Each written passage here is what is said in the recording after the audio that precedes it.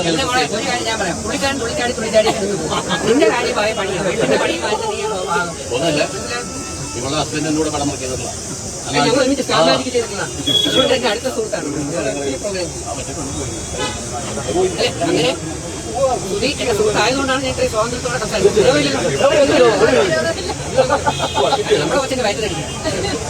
Social മീഡിയയിലെ most celebrated വിധവയാക്കാൻ വേണ്ടി ഇവിടെ ഉള്ള ഒരു കൂട്ടം ലോ ക്ലാസ് മൈൻഡ് സെറ്റ് ഉള്ള ആളുകൾ കിണഞ്ഞ് പരിശ്രമിച്ച ഒരു വ്യക്തിയാണ് ഈ ഒരു റീലിൽ കണ്ടത്. അവരവരുടെ ജീവിതത്തിൽ അവരുടെ തീരുമാനപ്രകാരം എന്തൊരു കാര്യം ചെയ്താലും ഇത് നമ്മളെ ഡയറക്റ്റ്ലി അഫക്റ്റ് ചെയ്യുന്ന കാര്യമല്ല. ലോ ക്ലാസ് മൈൻഡ് സെറ്റ് ഉള്ള ആൾക്കാരുടെ ഏറ്റവും വലിയ പ്രശ്നം സമൂഹത്തിലുള്ള ചില ആളുകൾ അല്ലെങ്കിൽ സമൂഹം അവരെ ചില ഡ്യൂട്ടികൾ ഏൽപ്പിച്ചിട്ടുണ്ട്. ഇപ്പോൾ സുധി ചേട്ടൻ മരിക്കുന്നതിന് മുൻപ് ഞങ്ങൾ ഏൽപ്പിച്ചിട്ട് പോയതാണ് ആ ഒരു ഭാര്യ മക്കളെ എന്നുള്ള രീതിയിൽ അവരുമായിട്ട് നേരിട്ട് ഒരു ബന്ധമില്ലാത്ത, അവരെ കണ്ടിട്ട് പോലും ഇല്ലാത്ത, നേരിട്ട് കണ്ടിട്ട് പോലും ഇല്ലാത്ത, പരിചയമില്ലാത്ത ഒരു കൂട്ടം ആളുകൾ വിചാരിക്കുകയാണെന്നുണ്ടെങ്കിൽ അത് ലോ ക്ലാസ് മൈൻഡ് സെറ്റിന്റെ പ്രധാനപ്പെട്ട ഒരു ലക്ഷണമാണ്. ഇവരുടെ റീലുകൾ, അതിലെ കണ്ടന്റുകൾ അത് എന്തെങ്കിലുമൊക്കെ ആയിക്കോട്ടെ. ഇവിടെ ഇഷ്ടംപോലെ ആളുകൾ പല റീലുകൾ ചെയ്യുന്നുണ്ട്. ഇദ്ദേഹം തന്നെ എന്തൊക്കെ കോമഡികൾ അദ്ദേഹം ഒരു റിയാലിറ്റി ഷോയിലേക്ക് വരുന്ന സമയത്ത് കാണിക്കാറുണ്ട്. ഇതൊക്കെ അവരുടെ വ്യക്തിപരമായിട്ടുള്ള കാര്യങ്ങളാണ്. അപ്പോൾ ഒരു പെർട്ടിക്കുലർ വ്യക്തി എടുത്തിട്ട് അവരുടെ സോഷ്യൽ മീഡിയ പ്രസൻസ് അവർ ബിൽഡ് ചെയ്യുന്ന സമയത്ത് അവരിങ്ങനെ ചെയ്യണം, ഞങ്ങൾക്ക് വലിയ കടമകളുണ്ട്, സുധി എന്ന് പറഞ്ഞ ആള് മരിച്ചുപോയിട്ടുള്ള ആളുമായിട്ട് ഒരു സൗഹൃദമുണ്ട്, ഞങ്ങൾക്ക് ചില കടമകളുണ്ട് എന്ന് ഇങ്ങനെ പറയുന്നതിൻ്റെ അർത്ഥം എന്താണ് എന്നുള്ളത്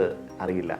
എല്ലാ കാലത്തും ഒരു വിധവ ഇന്ന ആളുടെ പേരിൽ അദ്ദേഹത്തിൻ്റെ വിധവയായിട്ട് തന്നെ അങ്ങ് ഇരുന്നോണം, ഞങ്ങൾ നിങ്ങളെ നോക്കിക്കോളാം എന്ന് പറയുന്ന ഒരു അനാവശ്യമായിട്ടുള്ള പ്രതിബദ്ധത അവരെന്തെങ്കിലും ഗുണം ഇവർക്ക് ചെയ്യൂ? ഇല്ല. ഇവർ ആർക്കോ വേണ്ടി ആർക്കും ഗുണമില്ലാത്ത എന്തോ ഒരു സ്വഭാവ സംരക്ഷണം എന്ന് പറയുന്ന പരിപാടി ഏറ്റെടുത്തിട്ട് അങ്ങ് നടക്കുകയാണ്.